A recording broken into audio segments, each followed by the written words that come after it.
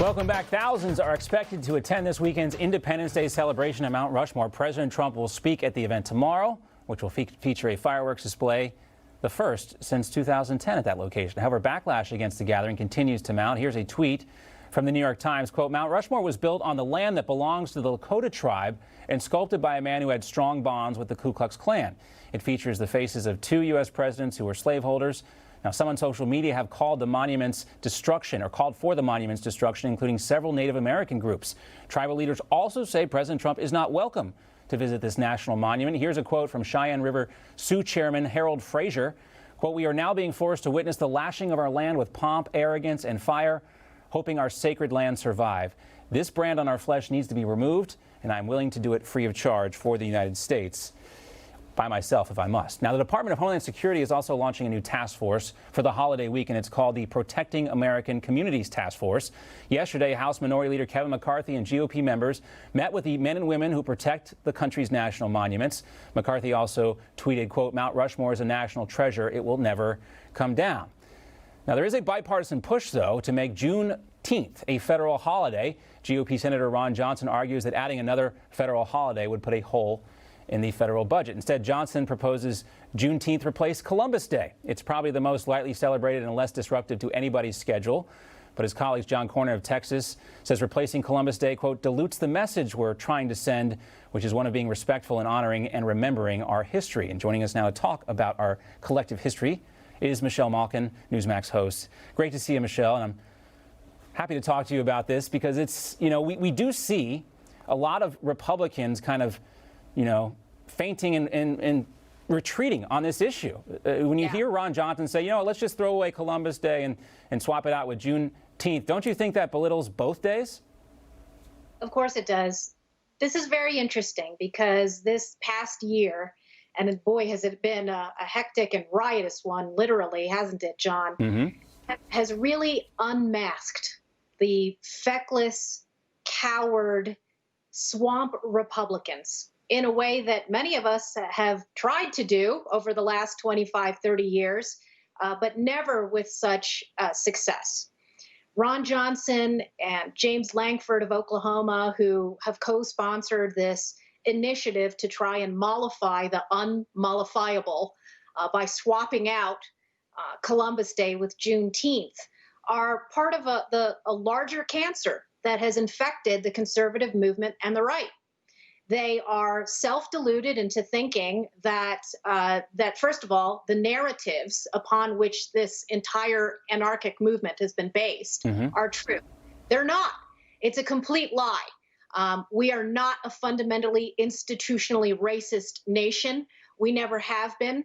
In fact, we've always striven, as one of the great honorees on Mount Rushmore, Abraham Lincoln, has always talked about, and many other founders, striven to be a more perfect union and to erase the fact that this country was built by settlers and colonizers and founded, yes, by slaveholders, is to essentially cancel the entire. I remember when people used to talk about putting Barack Obama's face on Mount Rushmore because he was the first black president. Of course, now, obviously you have to earn that. And, you could argue about his record, whether that's, well, we're not going to get into that right now. But again, this just shows you how everything's different with President Trump. Of course, Michelle Obama visited Mount Rushmore as well, too. You didn't hear that same type of controversy. And we're also, we've gone, and folks like you, and I will admit I was somewhat skeptical when people like you warned us about, look, they're going to start with the Confederate monuments, but look what's coming next. Our founding fathers will be next. And in Portland now, we've gone from Confederate generals to our founding fathers, and now we're on to animals because protesters burned down that kind of iconic elk statue in Portland that was donated back in 1900 to commemorate the elk herds that once populated the region. But I guess elk lives don't matter either, do they? That's right, John. And just remember that this all started with the lie that all of this was about justice for George Floyd. And so now justice for George Floyd means roasted bronze elk. Yeah. I mean, it'll be really interesting to see what happens just going back to Mount Rushmore. And I don't know if you've been there, but I took my family there on a one of the most memorable family trips we took, an RV trip up there. We went to Mount Rushmore and then over to Crazy Horse. And I believe that both of those monuments are fundamentally essential and important to Right. It's like the Battle of Little Bighorn. Right? We don't call for the tearing down of, we don't call for that tearing down because we need to remember what happened there as a lesson to us. The history of America is bittersweet. The good with the bad, we got to take it all because we wouldn't have the right to protest or paint Black Lives Matter in the street if it weren't for the lessons we learned, right? That is absolutely right. And, when people ask why is Mount Rushmore important, it's because it represents all the different stages of our country, its birth, its growth, its development, and its preservation. And apparently now that last plank, preservation, has been thrown under a bus, a bus that is on fire. And, ever since this thing started, I had called for hashtag defend our monuments, and I practiced what I preached. I did it in Colorado Springs. I talked about it. And more people are coming out now and doing that. And that's, to me, what is especially heartening. We had a lot of young Republicans come out and defend the Theodore Roosevelt Monument in New York City, that we have these Catholics every single night for the past week in St. Louis who have braved a violent mob. Several of them have been beaten by Black Lives Matter militants for praying the Hail Mary at the St. Louis statue.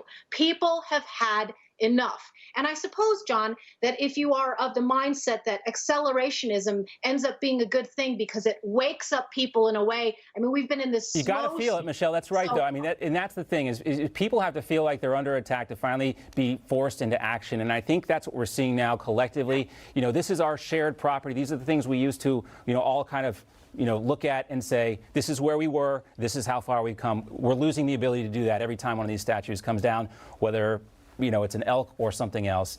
Unfortunately, Michelle, we're out of time. We will have you back very soon, and we look forward to that conversation. Have a great Independence Day weekend, All right, John. happy 4th of July, Michelle. We'll talk to you soon. You just watched Newsmax TV, America's fastest growing news channel, now in 65 million homes. Get Newsmax TV on all the major cable systems or go to newsmaxtv.com and click on the Find Newsmax tab to locate us. Remember, Newsmax TV, we're real news for real people.